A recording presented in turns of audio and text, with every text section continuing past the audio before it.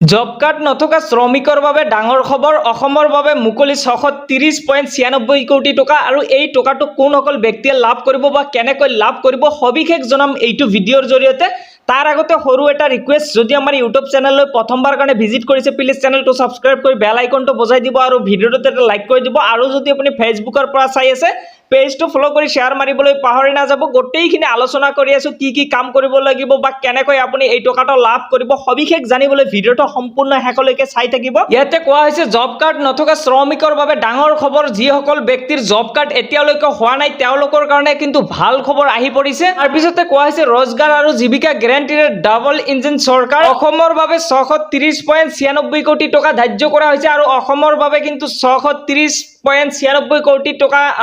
দিয়া হৈছে আৰু এই টকাটো কোনসকল ব্যক্তিয়ে লাভ কৰিব সেই বিষয়ে কিন্তু আলোচনা কৰি আছো সব ভিডিওটো খুবই ইম্পৰ্টেন্ট ভিডিওটো সম্পূৰ্ণ শেষলৈকে চাই থাকিব গ্ৰামাঞ্চলৰ শ্ৰমিকে পাব শ্ৰমৰ মূল্য যিসকল গাঁৱত বসবাস কৰি আছে বা শ্ৰমিক আছে তেওঁলোকে কিন্তু এই শ্ৰমৰ মূল্যটো পাব সেই কথাটো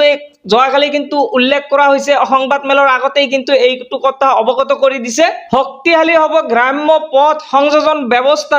গাঁৱলীয়া যিবিলাক ৰাস্তা ঘাট আছে সেইবিলাক কিন্তু ভাল কৰা হ'ব বা সেইবিলাকৰ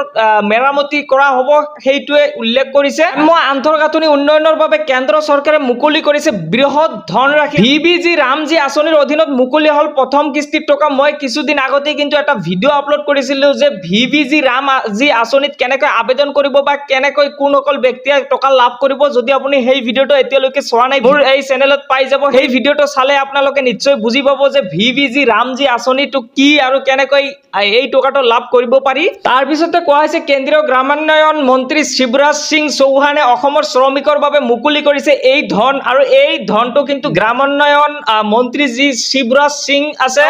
কিন্তু এইটো অসমৰ শ্ৰমিকৰ বাবে মুকলি কৰিছে কামৰ চাহিদাৰ বিপৰীতে নিৰ্দিষ্ট সময়সীমাৰ ভিতৰত প্ৰদান কৰা হ'ব নিয়োগ তাৰ পিছতে কোৱা হৈছে প্ৰতিজন শ্ৰমিকে আইনৰ বিধান অনুসৰি লাভ কৰিব নিবনুৱা ভাত্তা যেটো আছে সেইটো কিন্তু শ্ৰমিকসকলে লাভ কৰিব তাৰ পিছতে কোৱা হৈছে লগতে থাকিব প্ৰতিটো বিত্তীয় বৰ্ষত 125 দিনৰ মজুৰি সহ নিয়োগৰ বিধিগত নিশ্চয়তা আৰু এই টকাটো ডিবিটিৰ মাধ্যমেৰে শ্ৰমিকৰ একাউণ্টত 15 দিনৰ ভিতৰত প্ৰদান কৰা হ'ব ধনৰাশি ডিবিটিৰ জৰিয়তে কিন্তু শ্ৰমিকসকলে এই টকাটো লাভ কৰিব ভাত্তা প্ৰদানত বিলম্ব হলে পাব ক্ষতিপূৰণ যদি ভাত্তা প্ৰদানত কিবা খেলিমেলি লাগি যায় তেনে ক্ষেত্ৰত কিন্তু ক্ষতিপূৰণ দিয়া হ'ব আৰু ইকেৱাইচি পৰীক্ষিত জব কাৰ্ড নথকা প্ৰতিগৰাকী শ্ৰমিকে পাব এই সুবিধা যিসকলৰ জব কাৰ্ডখন ইকেৱাইচি কৰিছে বা পৰীক্ষিত কৰা হৈছে তেওঁলোকে কিন্তু এই সুবিধা লাভ কৰিব পিছতে কোৱা হৈছে জব কাৰ্ড নথকা শ্ৰমিকসকলে গাঁও পঞ্চায়ত পৰ্যায়ত কৰিব পাৰিব পঞ্জীয়ন যদি যাৰ জব কাৰ্ড নাই তেওঁ কিন্তু গাঁও পঞ্চায়তত গৈও কিন্তু পঞ্জীয়ন কৰিব পাৰিব এই জব কাৰ্ডৰ কাৰণে ইকেৱাইচি সম্পন্ন নহলেও কৰ্মসংস্থাপনৰ পৰা বঞ্চিত কৰা নহব কোনো শ্ৰমিকক যদি কোনো জব কাৰ্ড হিতাধিকাৰীয়ে এতিয়ালৈকে ইকেৱাইচি কৰা নাই বা সম্পূৰ্ণ কৰা নাই তথাপিও কিন্তু কৰ্মসংস্থাপনৰ পৰা বঞ্চিত কৰা নহব এইটো কথা স্পষ্টভাৱে কোৱা হৈছে আৰু গ্ৰাম্য আন্তঃগাঁথনি উন্নয়নৰ বাবে কেন্দ্ৰ চৰকাৰে মুকলি কৰিছে বৃহৎ ধনৰাশি আৰু এইটো কিন্তু গ্ৰাম্য আন্তঃগাঁথনি যি উন্নয়নৰ